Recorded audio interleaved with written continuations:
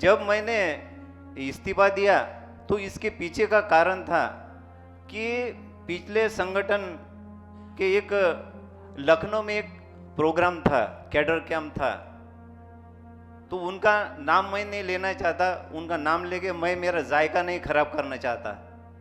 तो उन्होंने कहा था कि अगर नेतृत्व और विचारधारा, इसमें अगर नेतृत्व विचारधारा छोड़ रहा है तो नेतृत्व को छोड़ना चाहिए और विचारधारा को पकड़ना चाहिए। उसका पहले अमल मैंने उन पर ही कर दिया, मैंने राजीनामा दे दिया। नेतृत्व के चरित्र का असर कार्यकर्ता पर होता है, और नेतृत्व के चरित्र में गड़बड़ है और अगर कार्यकर्ता उसका समर्थन करता है तो मान लेना चाहिए कार्यकर्ता के चरित्र में भी गड़बड़ हो सकती है। मानेगा क्यों फिर? हमारी चरित्र में गड़बड़ नहीं, हमने नहीं माना। मानना ही इसका सबूत है कि इसमें भी गड़बड़ है। वो खुद एक उदाहरण देते थे, तू माझी पाठ खा जाओ, मैं तुझी पाठ खा जाऊ, मतलब तू मेरी पीठ खुजाओ, मैं तेरी पीठ खुजाओ, चोर चोर, बस यही है। समीक्षा है, उसी को ध्यान में रखकर अगर ये बात हम देखते हैं तो समस्या बढ़ रही है, समस्या बढ़ रही है। और नेतृत्व कह रहा है कि मैं प्रतिकूल परिस्थिति में सही निर्णय ले रहा हूं, सही निर्णय ले रहा हूं, तो ये गलत बात है। यह हमें एंगेज बनाकर रखने का षड्यंत्र है, यह हमने समझना चाहिए। ये जो आंदोलन के बदौलत हम लोगों को बहुत सारे अधिकार भी मिला और हम लोगों को हासिल भी हुआ। कौन सा हासिल हुआ ना? हम लोगों का जितना भी संवैधानिक व्यवस्था में जितना भी अधिकार है वो सब हासिल हुआ है। तो ये जो जितना भी हासिल हुआ है वो सबको अभी तक तो हम लोगों को अमल में मिला नहीं है, या हम लोगों को जानकारी नहीं है, या जिसके चोटिल हम सभी लोग हैं और आगे जाकर समाज को इसका नुकसान ना हो, इसलिए इस विषय को डिजाइन किया गया है। और इस विषय पर बात रखने के लिए ये सभी वक्तागणों को यहाँ पर निमंत्रित किया गया है। ये अपनी बात आपके बीच में रखेंगे ताकि समाज को आगे जाकर भ्रष्ट आदमी जिसका चरित्र अच्छा नहीं है, ऐसे लोगों द्वारा समाज, आंदोलन, मिशन और मूवमेंट को नुकसान ना हो, इसके लिए भारतीय कर्मचारी संघ की सीईसी ने खास जोर देकर इस विषय को डिजाइन किया ताकि इस पर मंथन हो और मंथन होने के बाद समाज की ऐसे लोगों की सच्चाई पता चले, इसलिए इस विषय को डिजाइन किया गया है। ये जो भारत का परिस्थिति है, ये परिस्थिति को देखने के लिए क्या चल रहा है, ये परिस्थिति देखने के लिए अभी इंसान बहुत कम है। तो यहाँ जो लोग भारतीय कर्मचारी संघ और भारतीय स्वाभिमानी संघ के माध्यम से जो प्रयास चला रहे हैं, इसको अगर नमन नहीं करते हैं तो मुझे अपने पर अपराधी महसूस होता है। ये मैं मानता हूँ, क्योंकि ऐसा लोग लाखों में एक होता है। तो ये जो काम हो रहा है, इसके लिए धन्यवाद बोलकर छोटा नहीं कर सकता हूँ। आज के जो विषय है, ये विषय में रखा है चरित्रवान नेतृत्व ही दीर्घकाल तक मिशन चला सकता है, अथवा व्यक्तिनिष्ठ आदमी ही भ्रष्ट होता है और उसका इस्तेमाल किया जा सकता है। एक गंभीर चर्चा। तो मैंने चरित्रवान नेतृत्व ही दीर्घकाल तक मिशन चला सकता है, तो यही विषय पर दो शब्द बोलने का कोशिश करूंगा। चरित्रवान हम लोग कैसे हो सकता है, वो सबके अंदर अलग अलग तरीका होता है। तो अगर अलग अलग तरीका से मैं सोचता हूँ हाँ यही में ठीक है, ऐसा काम करने से मैं ठीक हूँ, मैं चरित्रवान बनूंगा, तो दूसरे आदमी तो मेरे जैसा सोचते नहीं हैं, वो तो अलग भी सोच सकते हैं। आर्टिकल 19 में उनको सोचने का अधिकार दिया है, तो अलग सोच हो सकता है। हजारों आदमी का हजारों सोच हो सकता है, तो ऐसे का समाज बदलाव होगा। हमको लगता है इसमें कोई प्रॉब्लम है, तो सुझाव कैसे होगा, इसका तरीका बाबा साहेब ने रखा हुआ है। बाबा साहेब जितना बुद्धिमान, जितना ऊंचाई पे लेवल पे गया है, उसके बराबरी अभी भारत में तो छोड़िए, दुनिया में उपलब्ध नहीं है। उसके पहले, बाबा साहेब के पहले जो क्रांतिकारी थे, आप लोग सब जानते हैं, गौतम बुद्धा। और उसके बाद आधुनिक भारत में आधुनिक बुद्धा रूप में बाबा साहेब डॉक्टर भीमराव अंबेडकर हमारा पास आए हैं। हम लोगों को पाओ आज़ादी के जो मुक्ति के दिशा दिए हैं, इसके लिए हम लोग लाखों कोटि नमन करने से भी उनको सम्मान पूरा नहीं होगा। तो इसीलिए क्या करना है, हमारा जो मन में लगता है कि बाबा साहेब जो दिशा निर्देश दिए के गया है, उसी के ऊपर अगर हम चलते हैं, उसी के लाइन पे कदम कदम मिल के एक साथ हो के अगर काम करते हैं, और जिसका ये नेतृत्व BKS ऑन BK और BAS के द्वारा ये बाबा साहेब का मूवमेंट चला रहा है, इसके साथ बाबा साहेब को अच्छी तरह से जानना और समझने से ही हम लोग चरित्रवान हो सकता है। वक्ताओं के अगली कड़ी में मैं आमंत्रित करना चाहता हूँ माननीय सुषमा राजदीप मैडम, राष्ट्रीय प्रचारक, विश्व बौद्ध संघ नई दिल्ली। आप आए और इस विषय पर अपनी बात रखें। माननीय सुषमा राजदीप मैडम। आज इस नागपुर नागभूमि जो पावन भूमि है, इसमें ये स्वाभिमानी संघ और भारतीय स्वाभिमानी संघ और भारतीय कर्मचारी संघ का ये पहला राष्ट्रीय अधिवेशन संपन्न होने जा रहा है। 14 अक्टूबर 1949 को महामानव डॉक्टर बाबा साहेब आम्बेडकर जी ने इस पावन भूमि में बहुजनों को हक अधिकार दिलाने हेतु काम किया था। उस पावन भूमि में आज फिर हम इस अधिवेशन को पहली बार लेने जा रहे हैं। महामानव डॉक्टर बाबा साहेब आम्बेडकर ने जो निर्णय लिया था, ये नागभूमि का भी एक उद्देश्य है।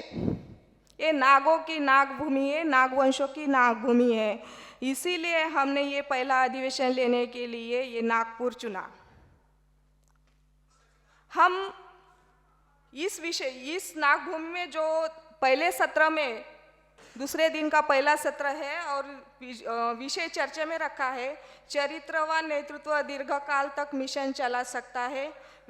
और दूसरा सब्जेक्ट है व्यक्तिनिष्ठ आदमी भ्रष्ट होता है, उसका इस्तेमाल किया जा सकता है। ये दो विषय पर अभी चर्चा होने जा रही है।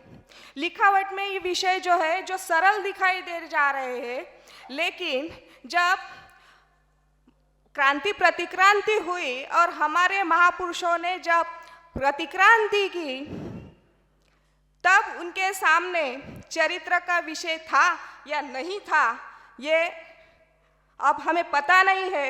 लेकिन महापुरुषों ने हम सब जो उपेक्षित लोग थे उनको हक अधिकार दिलाने के लिए, मान सम्मान देने के लिए, नेतृत्व करने के लिए उन्होंने जो साथ सहयोग दिया और आंदोलन चलाया, तो उनका वो चरित्र, उनका वो समर्पण आज हम अपने आंदोलन में देख रहे हैं। उन महापुरुषों का काम इतना अच्छा था, इसलिए उनके विचार लेकर हम आंदोलन चला रहे हैं। इसकी कड़ी जोड़ने के लिए मैं तथागत बुद्ध जी का मैं उदाहरण देना चाहती हूँ। तथागत बुद्ध नदिका में रहते समय उनको एक दिन दूसरे जगह जाने की इच्छा हुई, तो उन्होंने अपने आनंद जो नज़दीक के भंते थे उनको बोला कि हमें दूसरी जगह जाना है, वैशाली जाना है, तो हम सभी उधर जाएंगे। और वो सभी भिक्षु संघ को लेकर वैशाली चले गए। वैशाली के आम्रवन के आम्रपाली के आम्रवन में वो जाके निवास करने लगे। तो वैशाली की गणिका थी, उसका नाम था आम्रपाली। उसे पता चला कि तथागत बुद्ध जो है आम्रपाली के आम्रवन के लिए वास्तव के लिए आए हैं, तो उन्हें ऐसा लगा कि उनको जाके मिले और वो उनको मिलने के लिए चली गई। मैं ये बताना चाहती हूँ, इस उदाहरण से बताना चाहती हूँ कि हमारे महापुरुषों का चरित्र कैसा था। इसके मैं कुछ उदाहरण यहाँ रखना चाहती हूँ। वो तथागत बुद्ध को मिलने के लिए चली गई, वहाँ जाके उनको वंदन किया। तथागत बुद्ध को दिन भर उनका प्रवचन सुना और जाते समय, घर जाते समय उन्होंने उनको कहा कि कल आप सभी को मेरे घर पे भोजन के लिए आना है।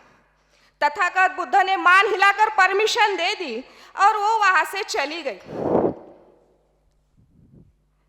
आम्रपाली, कोई लोग उसे नगर वधु कहते हैं, कोई गण की नायिका कहते हैं। उनके तरफ देखने का नजरिया अलग अलग लोगों का था। वो वहां से चली गई। तथागत बुद्ध ने महिला का आदर रखते हुए वो उनके घर सब भिक्षु संघ गए, भोजन किया, प्रवचन दिया। तब आम्रपाली ने वो आम्रवन जो है उनको दान में दे दिया और बुद्ध धम्म की दीक्षा ले ली, भिक्षुनी बन गई। यानी महिलाओं के प्रति उनका आदर सम्मान कैसा था। तथागत बुद्ध ने अपने काल में महिलाओं को मान सम्मान दिया, आदर भाव किया और 500 महिलाओं का भिक्षु संघ बनाए। जैसा गुरु वैसा शिष्य। हम महापुरुषों के चरित्र के बारे में, और वो चरित्र हमारे आज के जमाने में जो नेतृत्व करने वाले जो कार्यकर्ता है, नेतृत्व करने वाले जो लोग हैं, उनके चरित्रों को देखते हुए आज विषय लगाया गया है। समाज में काम करते समय आपका नेतृत्व, आपका चरित्र कैसा है, ये समाज देखता है और तय करता है कि आप काम करने के लायक हो या नहीं। आप लोगों को ऐसा लगता है कि समाज को कोई समझ नहीं है, लेकिन समाज इतना भी दिशा भूल नहीं होता कि उसको वो समझ नहीं है। आपका कैरेक्टर कैसा होता है, आपका चरित्र कैसा होता है, ये समाज तय करता है, तब जाके आपके साथ सहयोग करता है। आज राष्ट्रीय अधिवेशन का द्वितीय दिन का प्रथम सत्र है और इसमें मेरे को संगठन के द्वारा कुछ बात रखने के लिए मौका दिया है, इसीलिए संगठन को मैं धन्यवाद देता हूँ। तो अभी जो प्रथम सत्र का जो विषय है या आलोचना का विषय है, चरित्रवान नेतृत्व ही दीर्घकाल तक मिशन चला सकता है अथवा व्यक्ति निष्ठ आदमी भ्रष्ट होता है और उसका इस्तेमाल किया जा सकता है। ये गंभीर मंथन। मैं दोनों में से एक चरित्रवान नेतृत्व के बारे में ही कुछ बोलना चाहूँगा। हमारे जो महापुरुष ने हजारों सालों से आंदोलन किया और आंदोलन करने के बाद हम लोगों को, हमारा बहुजन समाज को जो अधिकार मिला, उन लोग हजारों सालों तक आंदोलन किया, इसलिए आंदोलन कर सका कि उन लोगों का जो नेतृत्व था, उन लोग चरित्रवान थे और वही चरित्रवान नेतृत्व के बदौलत हम लोगों को ये जो आंदोलन के बदौलत हम लोगों को बहुत सारे अधिकार भी मिला और हम लोगों को हासिल भी हुआ। कौन सा हासिल हुआ ना, हम लोगों का जितना भी संवैधानिक व्यवस्था में जितना भी अधिकार है वो सब हासिल हुआ है। तो ये जो जितना भी हासिल हुआ है वो सबको अभी तक हम लोगों को अमल में मिला नहीं है, या हम लोगों को जानकारी नहीं है, या हम लोग वो चीज को हमारे समाज में जैसे अमल होना चाहिए वो चीज नहीं होने का रीजन है या कारण है कि हमारे समाज में जितना भी अभी तक नेतृत्व करने वाला नेतृवृंद है उन लोग चरित्रवान नहीं है। इसीलिए मैं बोल रहा हूँ क्योंकि हम लोगों को जो सही दिशा देने वाला, सही चीज बताने वाला और सही ढंग से संगठन को या हम लोगों को नेतृत्व करने वाला नेतृत्व हम लोगों को नहीं मिल पा रहा है। और इसीलिए ही हम लोग क्या होते हैं, हम लोग बिखर जाते हैं। और वही नेतृत्व क्या कर रहा है कि हम लोगों को अपना सही दिशा के बगैर हम लोग को गलत दिशा में लेके जा रहा है। तो हम लोग को यही सोचना है साथियों, हम लोग को देखना चाहिए हमारा समाज में कौन सही नेतृत्व कर रहा है, किसका सही उद्देश्य होता है, उसी को आधार बना के या उसी को हम लोग फॉलो करना चाहिए। यही हम लोग को ध्यान देना बहुत जरूरी है। और एक चीज मैं बोलना चाहूँगा, ये नेतृत्व या चरित्रवान के बारे में, ये हमारा समाज में बहुत सारा नेतृत्व कर रहे हैं, लेकिन उन लोग अलग अलग संगठन जो बनाए हैं, बनाने का रीजन है उन लोगों का मतलब अपना फायदा, अपना स्वार्थ को देखना और सही ढंग से उसको भी इस्तेमाल करके क्या कर रहा है ना, हमारा समाज के बुद्धिजीवी या हमारे समाज के लोगों को उन लोग अपना दिशा में लेके जा रहे हैं और वो समाज बाद में दिशाहीन हो जाता है। बहुत सारा संगठन है।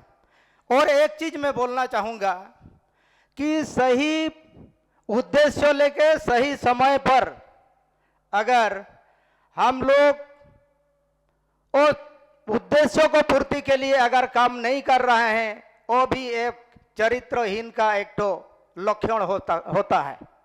इसीलिए हम लोग क्या करना चाहिए कि अभी का समय में जो जरूरी है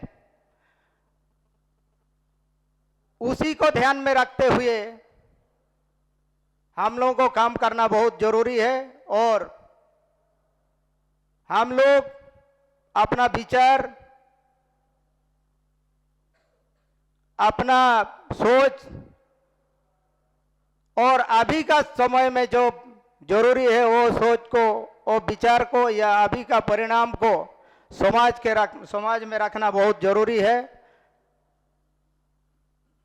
हम लोग जितना भी आए हुए हैं अपना अपना एरिया में, अपना अपना समाज में, अपना अपना ब्लॉक तहसील या जिला में जाके ये जो संगठन हम लोग ने विकल्प में बनाया है उसी का जो एम उद्देश्य है या आधार है उसी को हम लोग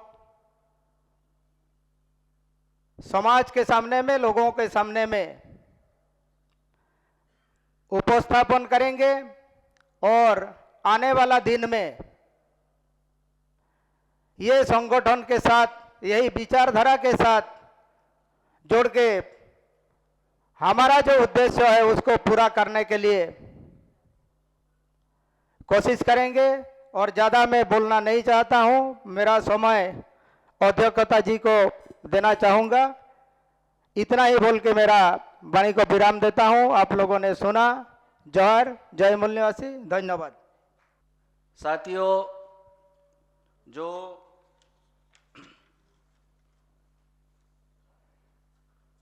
नेतृत्व होता है, सही नेतृत्व अगर होगा तो जो मिशन है, संगठन है, वो दीर्घकाल तक चल सकता है। सिर्फ चल ही नहीं सकता तो वो सफल हो सकता है। संगठन जो बनाया गया है, संगठन बनाना कोई मकसद नहीं होता, तो मकसद को पूरा करने के लिए संगठन बनाया जाता है। और उस संगठन को आगे चलाने के लिए, उसका नेतृत्व करने के लिए एक आदमी को नियुक्त किया जाता है।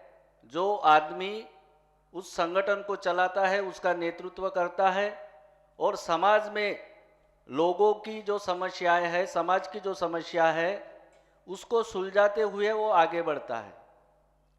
हम देखते आ रहे हैं कि 50 साल में हमने सिर्फ समस्याओं पर चर्चा की है।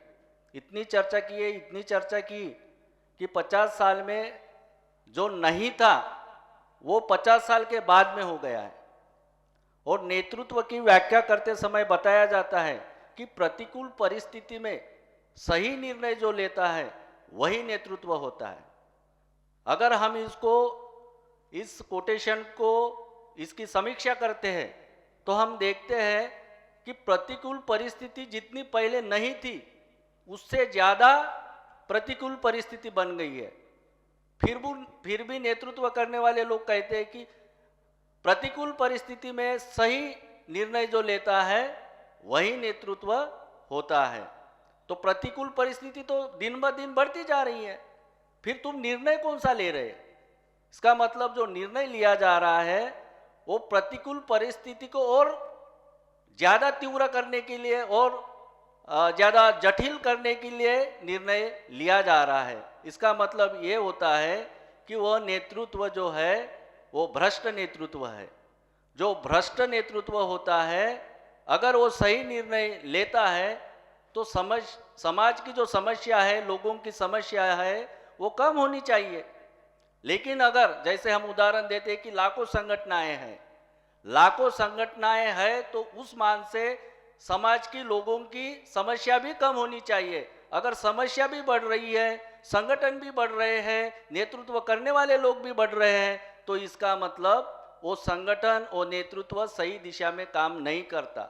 ये हमारा जो मेजरमेंट है या उसको क्या बोला जाता है, समीक्षा है, उसी को ध्यान में रखकर अगर ये बात हम देखते हैं तो समस्या बढ़ रही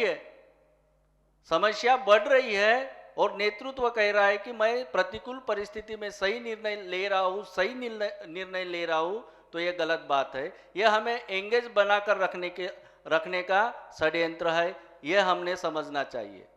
जब नेतृत्व भ्रष्ट होता है तो मिशन वो आगे चला नहीं सकता। मिशन आगे नहीं चला सकता, इसका क्या मतलब होता है? समाज ने या समाज के अंदर जो कार्यकर्ता काम करते हैं वो अपना बुद्धि, श्रम, पैसा, हुनर सारी चीजें देते हैं, साधन संसाधन लगाते हैं। अगर नेतृत्व भ्रष्ट होता है तो वो सारे संसाधन जीरो हो जाते हैं। यानी हम जो कार्यकर्ता निरंतर समाज में काम करता है, साधन संसाधन देता है और निकालता भी है, तो ये सारे साधन संसाधन जीरो हो जाता है। इसका दूसरा ये मतलब होता है, साधन संसाधन जीरो होना, इसका मतलब ये होता है कि हमारी गुलामी दीर्घजीवी होना। अगर वो नेतृत्व भ्रष्ट होता है, हमारे संसाधन को नष्ट करता है, तो इसका मतलब ये होता है कि वो हमारी ही गुलामी दीर्घजीवी करता है, हमें और गुलामी में ढकलने की कोशिश करता है। ऐसे नेतृत्व से हमने सावधान रहना चाहिए, सतर्क रहना चाहिए, उसको पहचानना चाहिए और ऐसे नेतृत्व की पहचान लोगों को करा कर देना चाहिए। भारत का इतिहास रहा है और हम लोगों ने भी अनुभव किया है कि जो भी महापुरुष हो चुके हैं, अगर हम इतिहास खंगालते हैं तो उनका सर्वोच्च गुण नेतृत्व था। अगर फिर से वही बात मैं दोहराता हूँ कि करनी और कथनी में फर्क क्या है।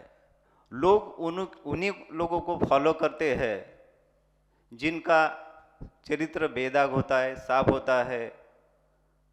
जैसे एक उदाहरण देता हूँ मैं कि अगर मैं कहता हूँ कि बैंगन खाना बेकार है और दूसरे दिन मैं बाजार जाता हूँ और मैं बैंगन खरीद रहा हूँ और दूसरा देख रहा है, अरे ये तो हमको बोल रहा है कि बैंगन खाना खराब है, ये तो खुद खा रहे हैं।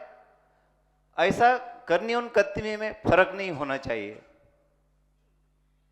जब मैंने इस्तीफा दिया तो इसके पीछे का कारण था कि पिछले संगठन के एक लखनऊ में एक प्रोग्राम था, कैडर कैंप था, तो उनका नाम मैं नहीं लेना चाहता। उनका नाम लेके मैं मेरा जायका नहीं खराब करना चाहता।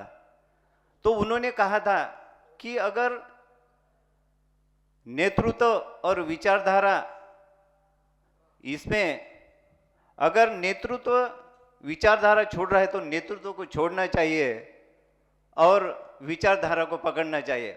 उसका पहले अमल मैंने उन पर ही कर दिया, मैंने राजीनामा दे दिया। एक दो तीन मैं उदाहरण देना चाहता हूँ। महात्मा फुले जी का उदाहरण सबसे पहले दे दूंगा कि जब उनकी शादी हुई तो उनको कुछ बच्चा नहीं हुआ बहुत साल तक। तो खुद महात्मा फुले के ससुर जी जो नेवासी पाटिल है, उन्होंने खुद उनको कहा कि अगर आपको संतान चाहिए तो आप दूसरी शादी कीजिए। तो महात्मा फुले ने कहा मुझे शादी नहीं करना है। तो प्यार की जो परिभाषा हम लोग बताते हैं कि श्री फरहाद, लैला मजनू, सबसे बड़ा उदाहरण तो हमारे महापुरुष का है। प्यार ऐसा होना चाहिए, चरित्र ऐसा होना चाहिए कि लोग उससे प्रेरणा ले।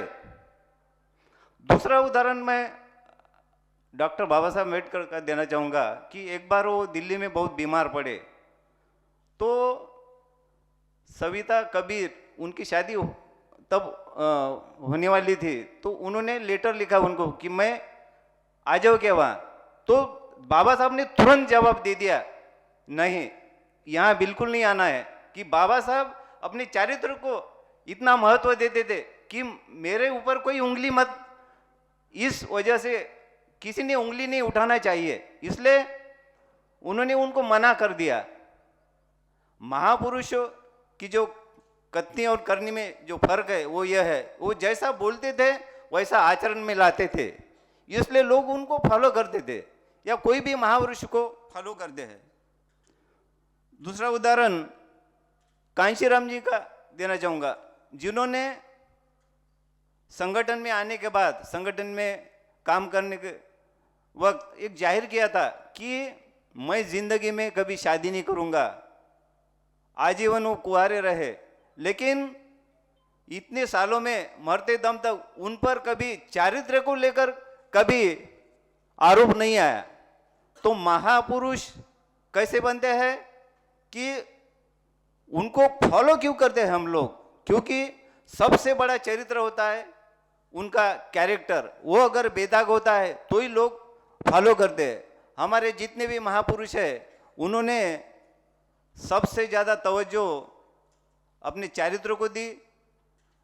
ये उदाहरण मैं मेरा बड़प्पन नहीं बताता, लेकिन मेरे बारे में भी मुझे लोग कहते थे, क्योंकि मैं एक जिला परिषद सिविल इंजीनियर करके महागांव करके एक तहसील है, वहाँ पे 8.5 साल तक रहा।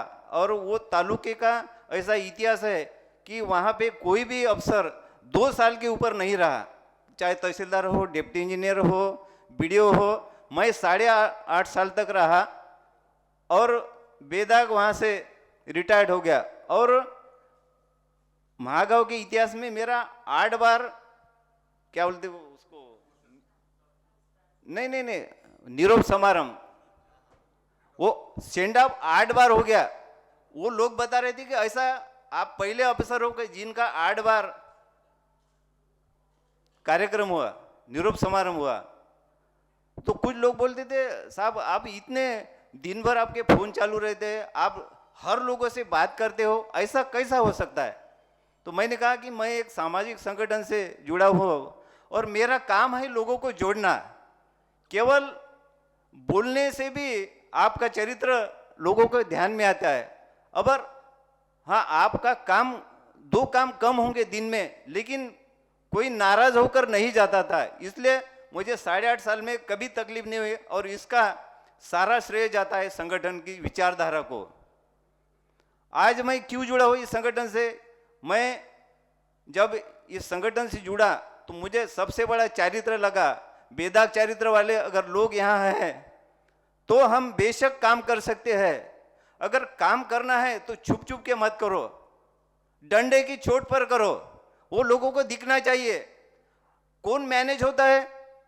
जो अंदर बाहर करता है। मुझे कभी मैनेज करने की किसी संगठन ने कोशिश नहीं की। अगर आप साफ सुथरा काम करते हो, लगन से काम करते हो, बेदाग चरित्र से काम करते हो तो बेखौफ होके काम कीजिए, छुप छुप के काम मत कीजिए, बेदाग होके काम कीजिए, बेबाक होके काम कीजिए और मन लगा के काम कीजिए, रिजल्ट मिलने वाला है। अभी प्रतिनिधि सत्र और प्रबोधन सत्र में क्या अंतर है? तो प्रतिनिधि सत्र जो होता है वो पदाधिकारी के लिए होता है, कार्यकर्ता के लिए होता है, और प्रबोधन सत्र समाज के लिए होता है। अभी प्रतिनिधि सत्र में जो विषय रखा जाता है वो संगठन को आगे बढ़ाने के लिए, संगठन का विकास करने के लिए, संगठन में ग्रोथ एंड डेवलपमेंट करने के लिए क्या समस्या है और उन समस्याओं का समाधान कैसे करना है, इसके बारे में कार्यकर्ता पदाधिकारी चिंतन करे, मनन करे और स्वयं पहल करके इस बात को आगे बढ़ाए। और प्रबोधन सत्र में समाज को जागृत करने वाले, समाज का प्रबोधन करने वाले विषय होते हैं। क्यों? क्योंकि हमारे संगठन में समाज का समर्थन चाहिए, समाज से साधन संसाधन चाहिए, और सब जब समाज जागृत होगा, उसका प्रबोधन होगा, तभी तो कन्विंस होगा, और कन्विंस होगा उसके बाद ही साधन संसाधन देगा। तो आज इस 3 दिवसीय अधिवेशन में बीकेएस और बीएसएस के 2 प्रतिनिधि सत्र है, आज और कल। 2 उद्घाटन सत्र हो गए और 7 प्रबोधन सत्र है। मतलब समाज के लिए 7 सब्जेक्ट है, 7 सत्र है, 21 सब्जेक्ट है। कार्यकर्ता के लिए 2 सत्र है और लगभग 4 या 5 सब्जेक्ट है। तो ये सारा हमारा कैरेक्टर बिल्डिंग का, ऑर्गेनाइजेशन बिल्डिंग का और मिशन चलाने का कार्यक्रम है। अभी जो सब्जेक्ट है साथियों, चरित्रवान नेतृत्व ही दीर्घ काल तक मिशन चलाता है या चला सकता है। अभी उसका थोड़ा सा उल्टा करो, चरित्रहीन व्यक्ति दीर्घ काल तक मिशन नहीं चला।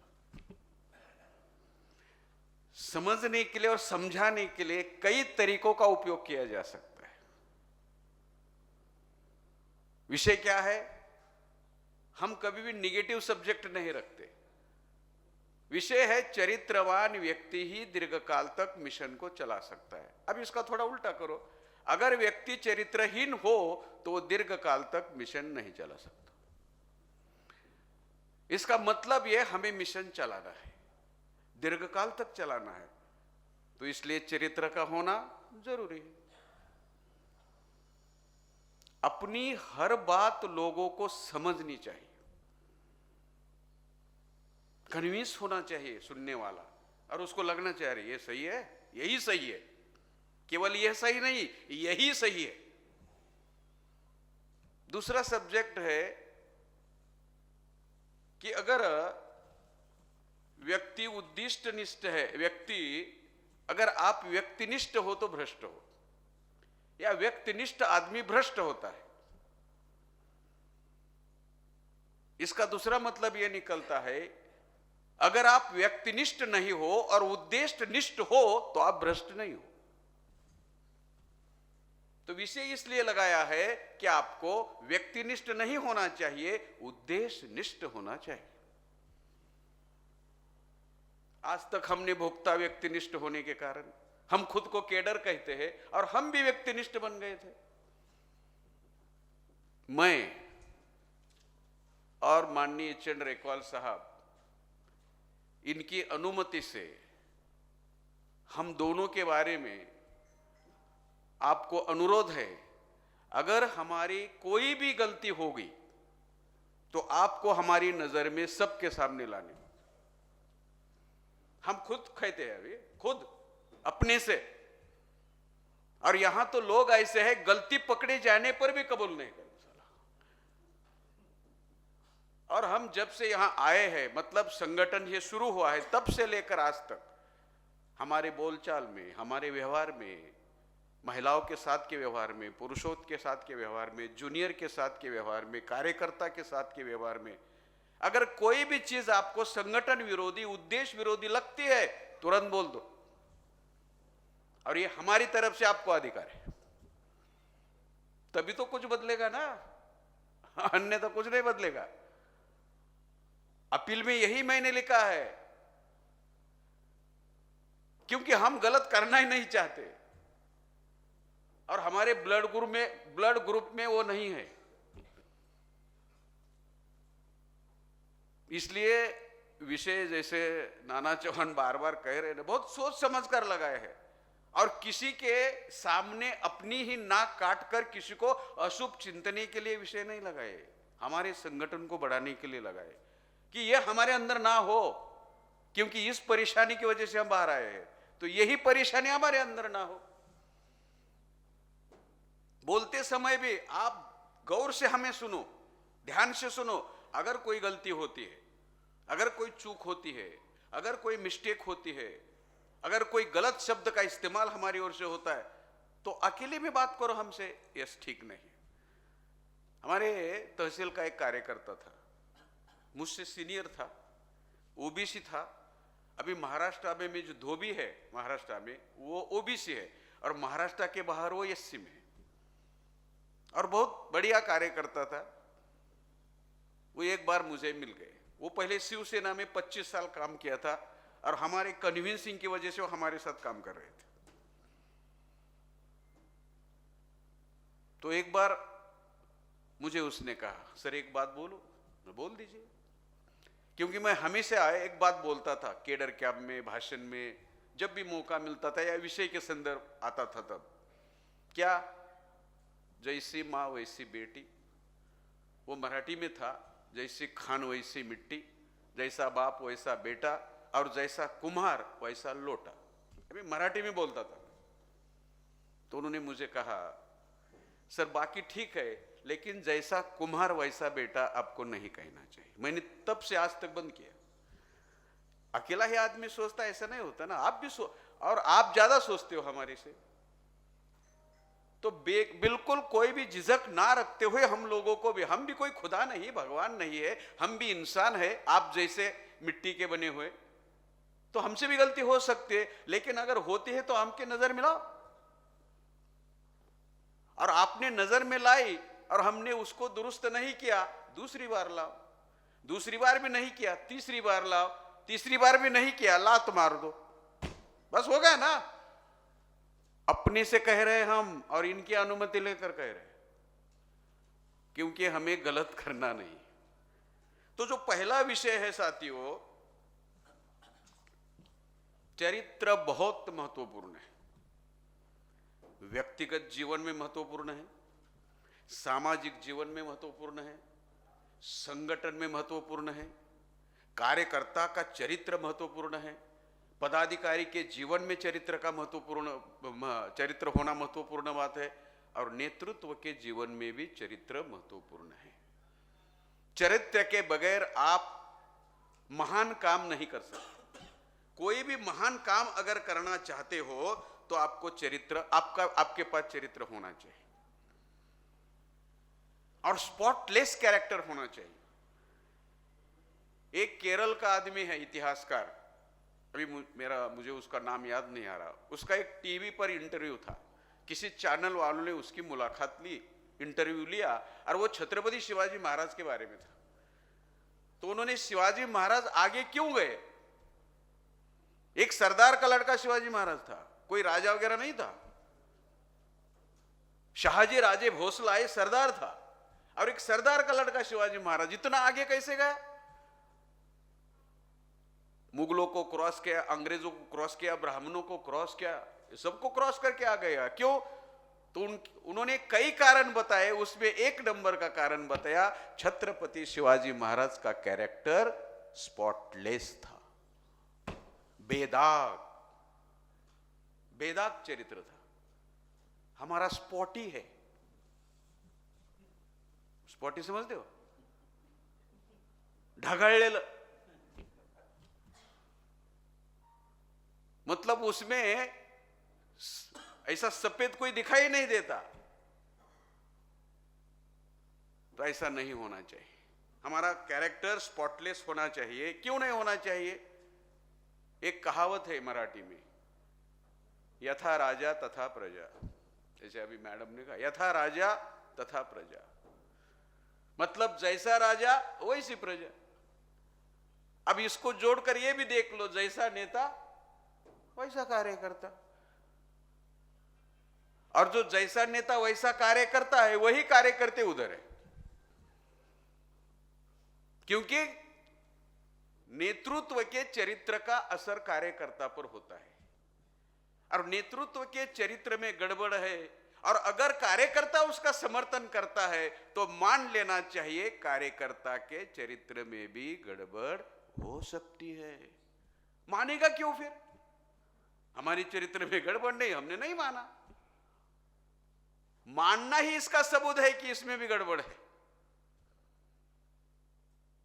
वो खुद एक उदाहरण देते थे, तू माझी पाठ खा जाओ, मी तुझी पाठ खा जाओ, मतलब तू मेरी पीठ खुजाओ, मैं तेरी पीठ खुजाओ, चोर चोर, बस यही है। मैं तुझे छुपाऊंगा और तू मुझे छुपाओ, बस इतना है। अगर हमें मिशन चलाना है, मिशन शब्द जो है MISSON, जरा डिक्शनरी में जाकर देख लेना, इसका रियल मीनिंग क्या है। दुनिया का उदात्त शब्द है मिशन, केवल संगठन नहीं, मिशन। मिशन का मतलब जिस महान उद्देश्य के लिए आप अपना जीवन समर्पित करते हो उसको मिशन कहते हैं। केवल संगठन नहीं, संगठन से भी बड़ी चीज है। केवल आंदोलन नहीं, आंदोलन से भी बड़ी चीज है मिशन। और आज तक मिशन के साथ दो व्यक्ति का नाम जुड़ा है आधुनिक भारत में, एक बाबा साहब, दूसरे मान्यवर कांशीराम जी। मशीनरी होना अलग है, मिशनरी होना अलग है। क्रिश्चियन लोग भारत में सफल क्यों हुए? उसका एकमात्र कारण missionary work. Missionary work, missionary work क्या है मालूम है? अभी सपन दास जी वेस्ट बंगाल से, वेस्ट बंगाल की राजधानी कलकत्ता है, जिसको बंगाली भाषा में कोलकाता बोलते हैं। वहां हर शब्द को काना मात्रा लगाते हैं। वो सचिन तेंदुलकर नहीं बोलते, सोचिन तेंदुलकर बोलते। इस वजह से वो कोलकाता हो गया। तो वहां जेकोस्लाविया से एक औरत आई, उसका नाम मदर तेरेसा, और उसने भारत में जो सबसे गरीब सिटी है उसको चुना हुआ है कलकत्ता। और वहां जब वो निकलती थी रास्ते पर, जो भी आदमी दिखाई देता था, गरीब था, अंधा था, विकलांग था, जो भी था, भिखारी था, सबको मिलती थी, गले लगाती थी, उसकी जरूरतें पूरा करने की कोशिश करती थी। भारत रत्न बन गई। Missionary work. तू अछूत है, तू शूद्र है, तू अतिशूद्र है, तू मेरे जात का नहीं, बिरादरी का नहीं, पढ़ा लिखा नहीं, अमीर नहीं, ऐसा भेदभाव नहीं करते थे। वो मदर तेरेसा बन गए। इस काम को मिशनरी वर्क करते हैं। और हमारे यहां इंजीनियर प्रशांत ठमके, जिनके डिपार्टमेंट ने 8.5 साल उनको रखा, 8 बार सेंड ऑफ किया, ऐसे कार्यकर्ता को बोलने का अवसर नहीं दिया।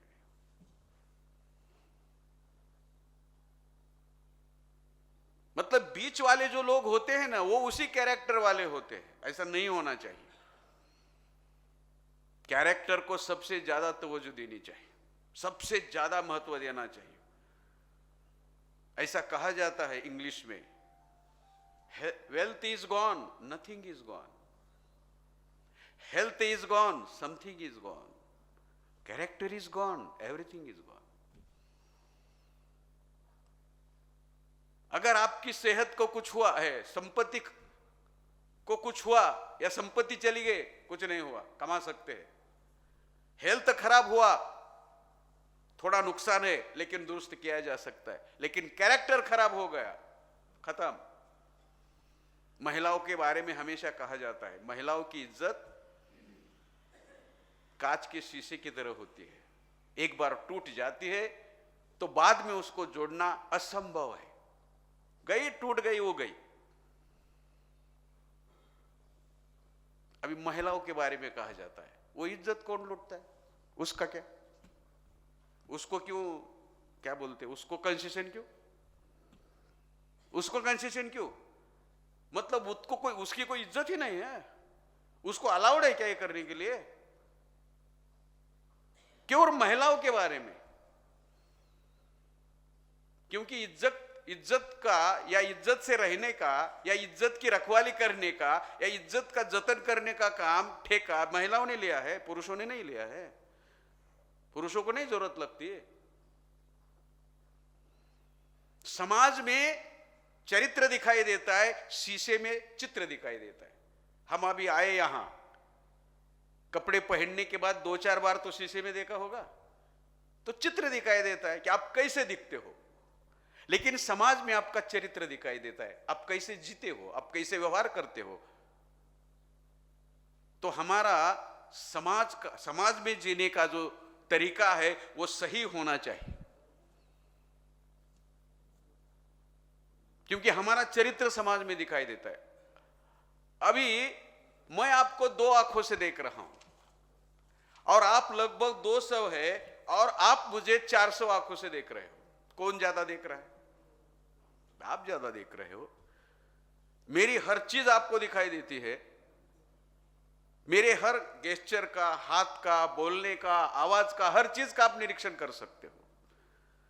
इसलिए मैंने ये नहीं समझना चाहिए कि मुझे कोई देखता नहीं है। बिल्ली यही सोचती है। बिल्ली बहुत वस्ताद एनिमल है, मालूम है क्या करती है? उसको दूध पीना होता है, और जब भी दूध पीना होता है घर वाले उसको दूध देते नहीं, देते भी है थोड़ा सा देते, तो फिर वो एक चालाकी करती है, एक ट्रिक करती है। क्या? जो दूध का पॉट होता है उसको उल्टा कर देती है। अभी दूध जमीन पर जब गिरता है, फर्शी पर गिरता है, तो अभी वो अकेली मालकिन हो गई।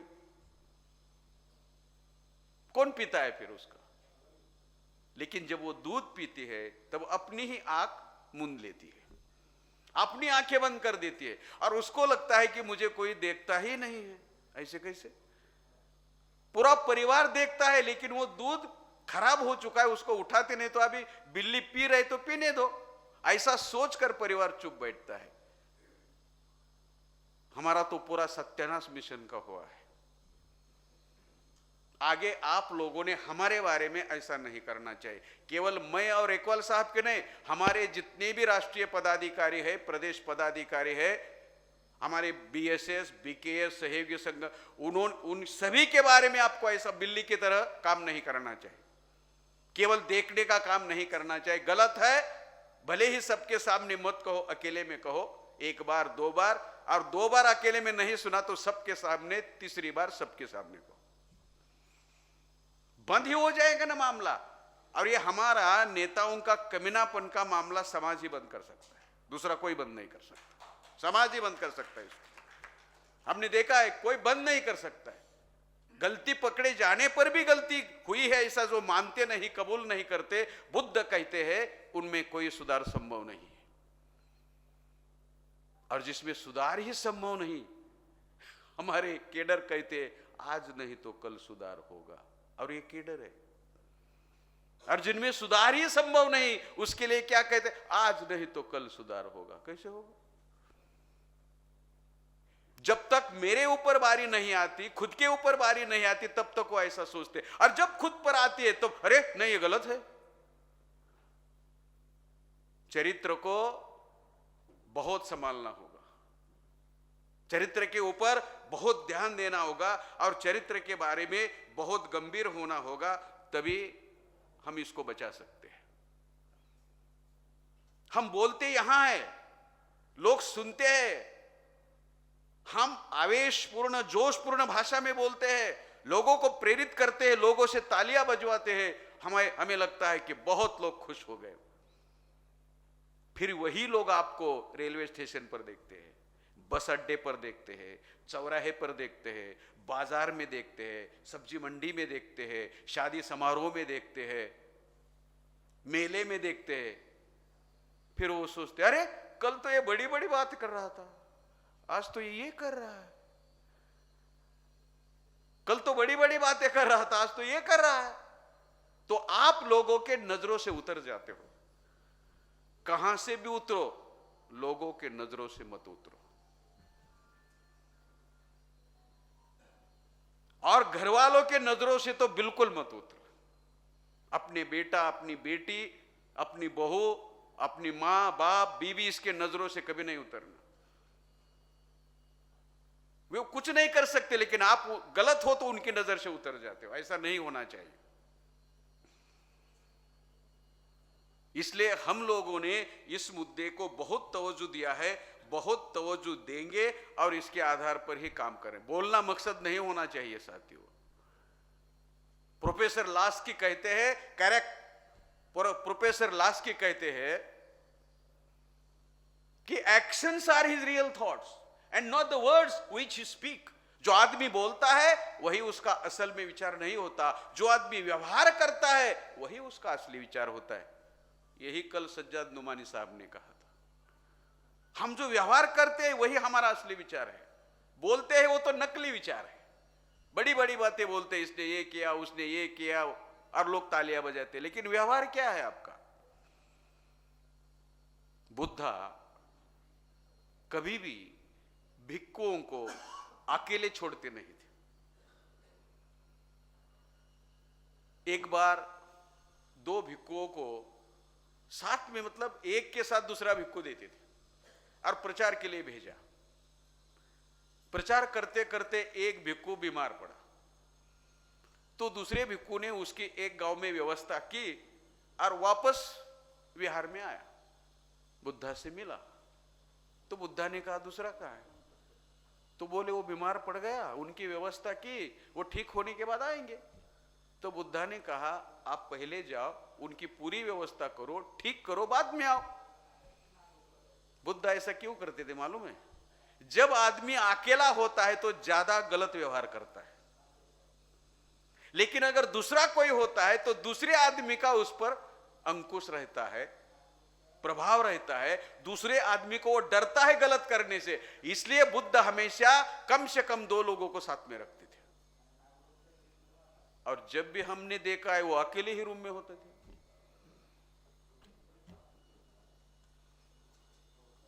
क्योंकि नियंत्रण नहीं, निगरानी नहीं, ये समस्या है। ऐसा हमारी ओर से नहीं होना चाहिए। हमारा कैरेक्टर भी वही होना चाहिए और हमारा बोलना भी वही होना चाहिए। आपने कुर्बानी की, त्याग किया, बलिदान किया, समर्पण किया, जीवन लगा दिया, समय दिया, बुद्धि दिया, पैसा दिया, हुनर दिया, सब कुछ दिया। 15, 20, 25 साल बहुत बढ़िया काम किया, आप गले के ताईद बन गए, और 15वें साल में आपने किसी महिला पर बलात्कार किया। अब क्या करें? छूट दे, सहूलियत दे, कंसेशन दे, क्या करे? माफ करना चाहिए, माफ करना चाहिए कि इतना त्याग, इतना बलिदान, इतना समर्पण किया, इतना सब कुछ दिया, कुर्बानी दी, माफ करना चाहिए क्या? बिल्कुल नहीं करना चाहिए। यही हो रहा है, लोग तारीफ के पुल बांध रहे हैं, इन्होंने इतना त्याग किया, ठीक है ना, हम कहां ना कह रहे, लेकिन आखिरी गलती क्या है, उसका क्या करे, उसका क्या करे। सचिन तेंदुलकर जब चौका मारता है हम तालियां बजाते हैं, छक्का मारता है तालियां बजाते हैं, सेंचुरी करता है तो उसका फोटो सर पर लेकर घूमते हैं। वही सचिन तेंदुलकर जब 0 पर आउट होता है तो उसकी तस्वीर लोग जलाते हैं। हम लोगों ने इतना सर पर बिठाया, इतना सर पर बिठाया, और वो हम लोगों को अपनी जागीर समझ बैठा, मलकियत समझ बैठा,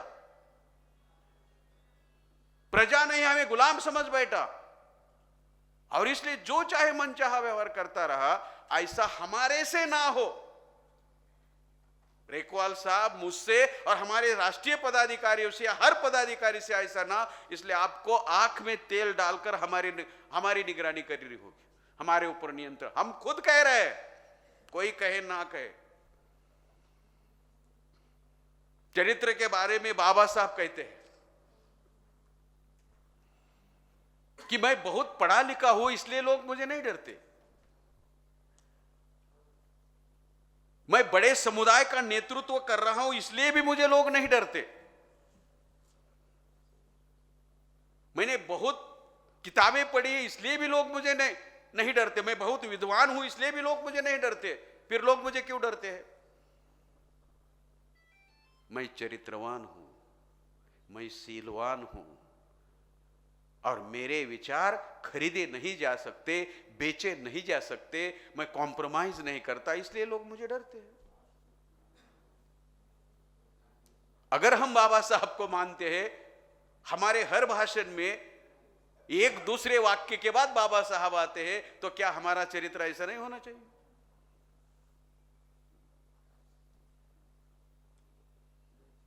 हमारे सभी मूल निवासी महापुरुष वर्धमान महावीर से लेकर आज तक ब्राह्मणों के खिलाफ लड़े, ब्राह्मणों के विरोध में लड़े। आधार क्या बनाया, लड़ने का आधार क्या बनाया मालूम है, चरित्र।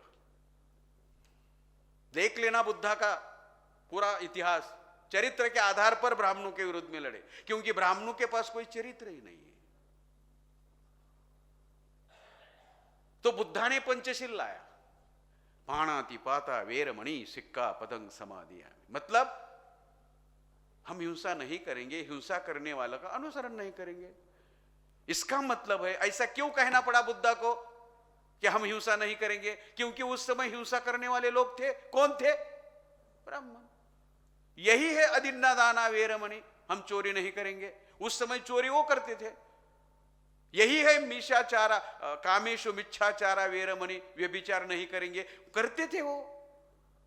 यही है मूसावादा, झूठ नहीं बोलेंगे, वो झूठ बोलते थे। यही है सुरा मेरे मज्ज पमाद ठाना वेरमणि, शराब नहीं पिएंगे, और वो शराब पीते थे। पंचशील जीवन का चरित्र होना चाहिए हमारा। हम झूठ नहीं बोलेंगे, और आज हमारे कार्यकर्ता झूठ बोलते हैं, पदाधिकारी झूठ बोलते हैं, नेता झूठ बोलते हैं। व्यभिचार करना, महिलाओं के साथ व्यभिचार करना, इतना ही चरित्र का मतलब नहीं है। झूठ बोलना भी चरित्रहीनता है, विश्वासघात करना भी चरित्रहीनता है, धोखेबाजी भी चरित्रहीनता है, झूठे वादे करना भी चरित्रहीनता है, शराब पीना भी चरित्रहीनता है, गलत आदतें होना भी चरित्रहीनता है, चुगली करना भी चरित्रहीनता है, घमंड अकड़ युगो अहंकार भी चरित्रहीनता है, आप जैसा बोलते हो वैसा व्यवहार नहीं करते, यह भी चरित्रहीनता है। केवल महिलाओं के साथ गलत व्यवहार करना, इसको ही चरित्रहीनता नहीं कहते। ये सारी बातें आते, पंचशील में यही है, हिंसा नहीं करेंगे, ब्राह्मण करते थे, चोरी नहीं करेंगे, ब्राह्मण करते थे,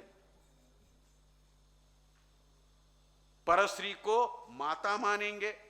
हमारे राजदीप मैडम ने कहा ना, छत्रपति शिवाजी महाराज ने जो कल्याण के सूबेदार की बहू थी उसको अपनी मां माना, माता का दर्जा दिया।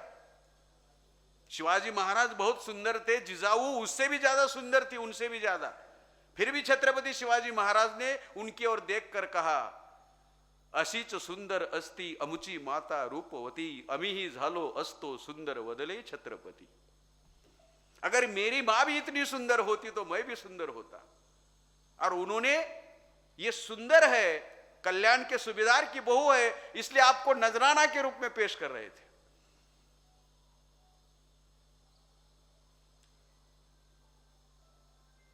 हमारे महापुरुष क्या सोचते थे, उनका नाम लेकर हम क्या कर रहे हैं। तो इसलिए हम लोगों ने इन सारी बातों को बहुत ज्यादा महत्व देना चाहिए। जब तक हम ज्यादा महत्व नहीं देंगे, गंभीरता से इस पर सोचेंगे नहीं, क्योंकि महापुरुषों ने इस पर गंभीरता से सोचा और इसको आंदोलन का मुद्दा बनाया है, चरित्र को आंदोलन का मुद्दा बनाया है और ब्राह्मणों को उजागर किया और अपने लोगों को बचाया इससे।